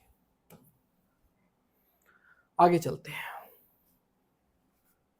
बस इसका 2 वैल्यू दे रखी है, अंदर स्क्वायर है इसका, बाहर क्यूब रूट है। हल करना है इसको, कुछ नहीं है, बस ये फॉर्मूला मुझे नजर आ रहा है, a की 2 माइनस बी की 2, ये होता है a plus B into A minus B. ये a मान लिया, ये b मान लिया, इनका स्क्वायर दे रखा था माइनस में, तो एक बार इनको जोड़ दो, एक बार इनको घटा दो, एक बार इनको जोड़ा तो ये इसमें जुड़ गया पूरा 1000 बनेगा ये, तो 13 13 26 और 1 27, अगर ये जुड़ेंगे तो 27 आ जाएंगे गुणा में। इनको आपस में घटाऊं तो क्या आएगा, 8 में से 2 गए 6, 10 में से 9 गया 1, 5 में से 3 गई 2, तो इतना आएगा, और बाहर है क्यूब रूट। तो दोनों का अलग अलग क्यूब रूट कर दो, एक बार 27 का क्यूब रूट कर दिया और एक बार 0.216 का क्यूब रूट कर दिया। अगर मैं 27 का क्यूब रूट करता हूं तो पता होना चाहिए आपको 27 3 का क्यूब है, तो यहां से बाहर 3 आ जाएगा। अगर मैं 0.216 का क्यूब करूं तो ये 6 का क्यूब है, तो 0.06 आ जाएगा। इनको गुणा किया तो 1.8 आपका आंसर आ गया है, और ये आपका आंसर है। ठीक है जी, चलिए आगे चलते हैं। If n is a natural number, n एक नेचुरल नंबर है और आपसे पूछा है कि इस एक्सप्रेशन, ये एक्सप्रेशन हमेशा किससे डिवाइड होगा। n एक नेचुरल नंबर है, n एक नेचुरल नंबर है, तो कहने का मतलब n के मान कुछ इस तरीके से हैं, 1 2 3 कुछ भी हो सकता है, लेकिन n एक नेचुरल नंबर है। तो n एक नेचुरल नंबर है तो सबसे छोटा मान रख दो इसमें, n का 1। मैंने n का मान इसमें 1 रख दिया, तो ये 9 की पावर 2 माइनस 4 की पावर 2 हो गया है। इसको हल करता हूं तो 81 माइनस 16 आ गया, जो कि 65 है। मुझे ये पता चला कि इस एक्सप्रेशन में अगर n एक नेचुरल नंबर है तो उसमें इस एक्सप्रेशन का मिनिमम मान 65 आएगा, इसके बाद इससे ज्यादा ही आएगा। इस बात को आप मानेंगे भाई। यहां से अगर मैं n का मान 1 रखता हूं तो इसका सॉल्यूशन 65 आता है, और ये मैंने नेचुरल नंबर का सबसे कम छोटा मान रखा है, इसके बाद मैं इससे बड़ा ही मान रखूंगा, तो यहां से इसके बाद जो भी वैल्यू आएगी वो सारी 65 से बड़ी आएंगी और 65 का ही मल्टीपल होंगे।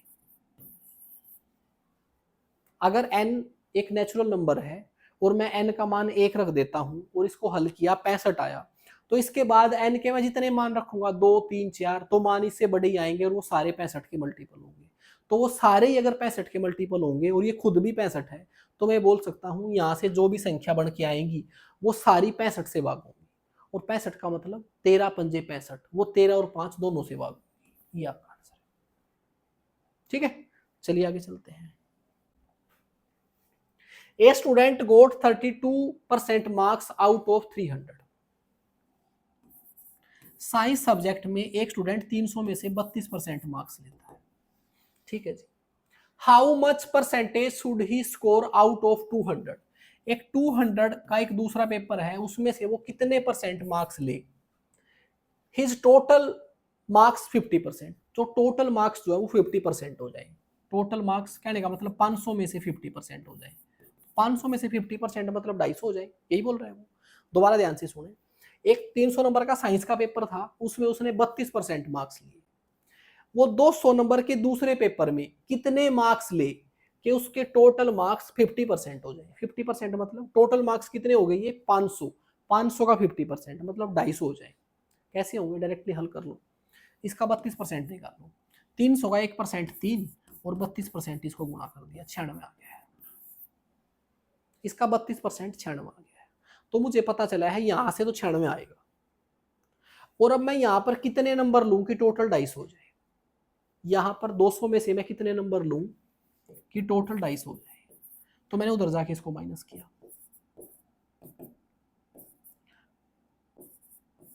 134 आ गया।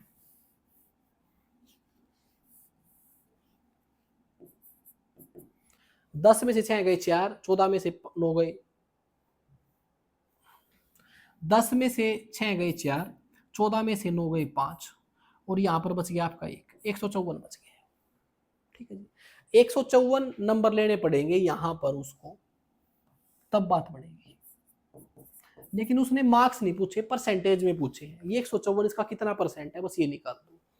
154 200 का कितना परसेंट है वो निकाल दो, 77% आ गया, और ये आपका आंसर है। ये लीजिए। एक और तरीका बताना चाहूंगा मैं इसका आपको। उसने ये कहा, ये नहीं पता मुझे, ये भी नहीं पता।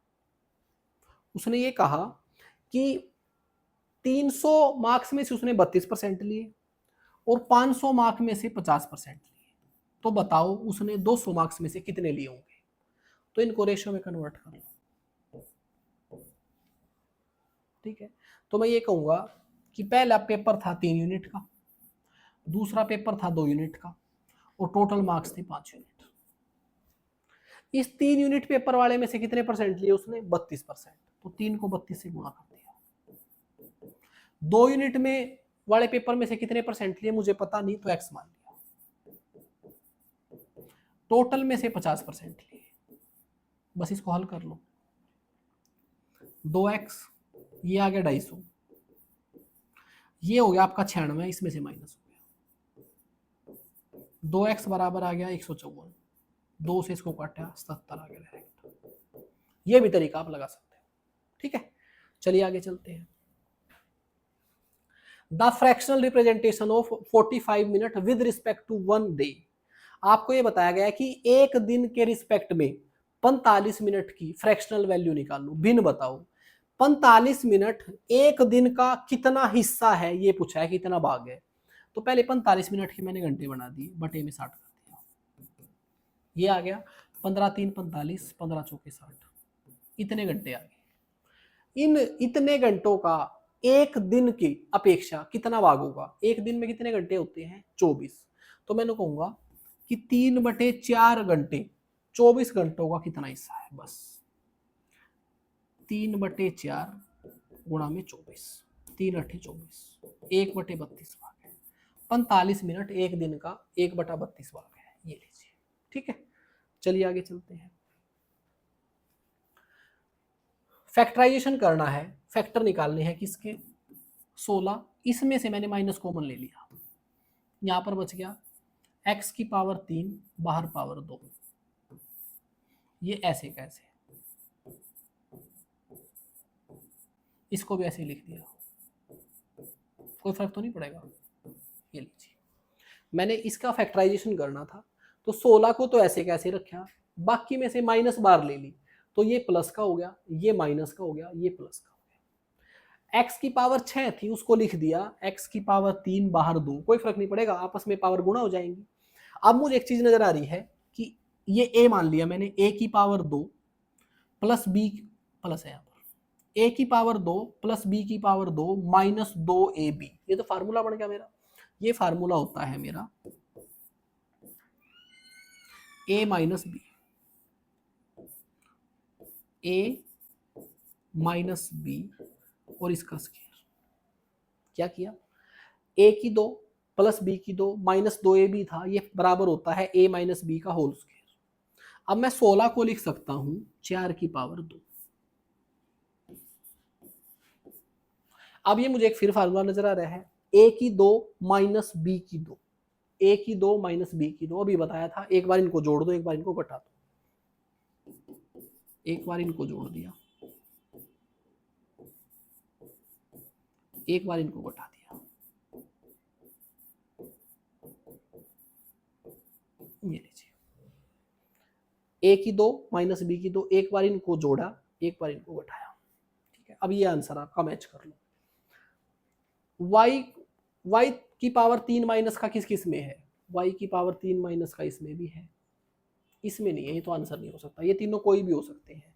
एक x की पावर 3 माइनस का किस में है? सिर्फ इसमें ही है, ये आपका आंसर है। If the sum of the zeros of the polynomials is equal to their product, then the value of k। polynomials का एक क्वेश्चन है, एक बहुपद के जीरोज का सम जो है उनके प्रोडक्ट के बराबर है। पहले ये लिख लो एक बार polynomial,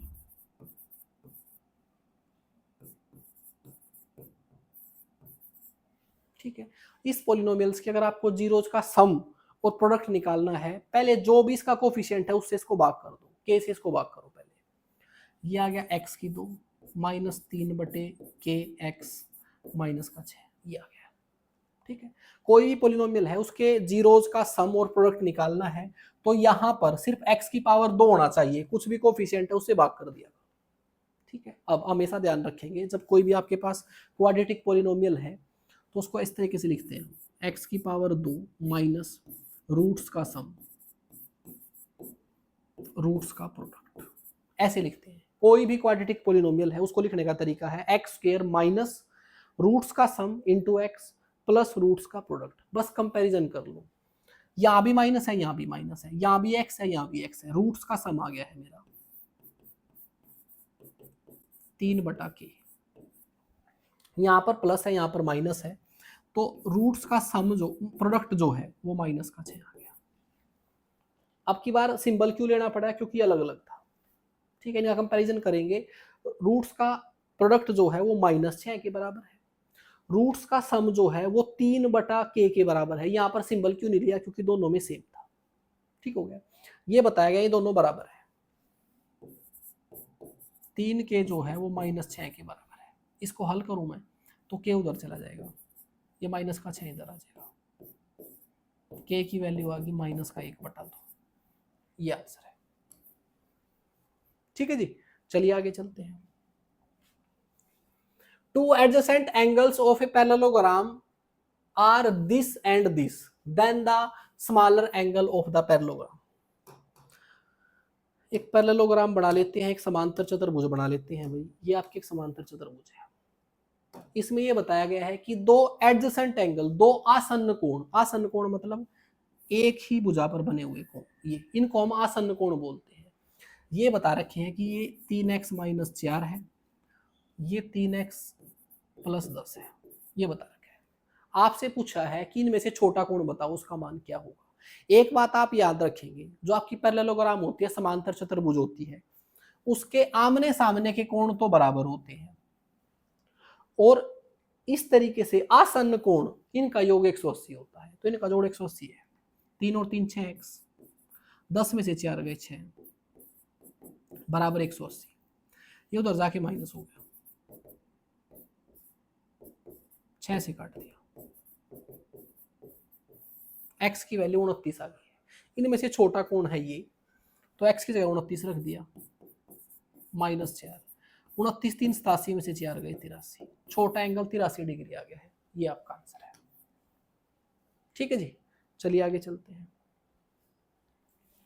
read the histogram and find the number of students whose pocket allowance are less than ₹40। ये बताया गया है कि ये नीचे जो है इस लाइन में ये बच्चों के पॉकेट मनी है, 20 रुपए, 40 रुपए, 60 रुपए, 80 रुपए, 100 रुपए, ये पॉकेट मनी है, ये नंबर ऑफ स्टूडेंट है।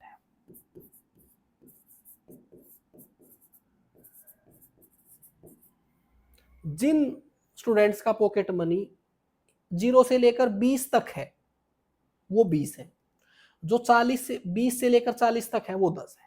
आपसे पूछा है कि उन बच्चों का नंबर बताओ जिनका पॉकेट मनी 40 रुपए से कम है। जब मैं बोल रहा हूं कि 20 तक के स्टूडेंट्स का पॉकेट मनी, सॉरी मैं दोबारा बताता हूं, ये जो लाइन है ये रिप्रेजेंट कर रही है आपके पैसों को। भाई 20 रुपए पॉकेट मनी वाले बच्चे हैं, 20 रुपए तक है ये, 20 रुपए तक। 20 रुपए तक का अर्थ क्या है, इसको मुझे ऐसे समझाना पड़ेगा, आपको ऐसे समझ नहीं आएगा। ये लीजिए, 0 से 20, 20 से 40, 40 से 60, 60 से 80 और 80 से 100। ये तरीका सही रहेगा। 20, 10, 20, 10, 30, 40, 10। मैंने क्या किया, इस हिस्टोग्राम से इस तरीके से एक छोटा सा डायग्राम बना लिया। वो ये कह रहा है कि इधर दे रखा है बच्चों का पॉकेट मनी, 0 से लेकर 20 रुपए तक के पॉकेट मनी वाले बच्चे 20 है, 20 से लेकर 40 रुपए तक के पॉकेट मनी वाले बच्चे 10 है, 40 से लेकर 60 रुपए तक के पॉकेट मनी वाले बच्चे 30 है, 60 से लेकर 80 रुपए तक के पॉकेट मनी वाले बच्चे 40 है, और 80 से लेकर 100 रुपए तक की पॉकेट मनी वाले बच्चे 10 है। ठीक, आपसे पूछा है कि 40 रुपए से कम पॉकेट मनी वाले बच्चों की संख्या बताओ।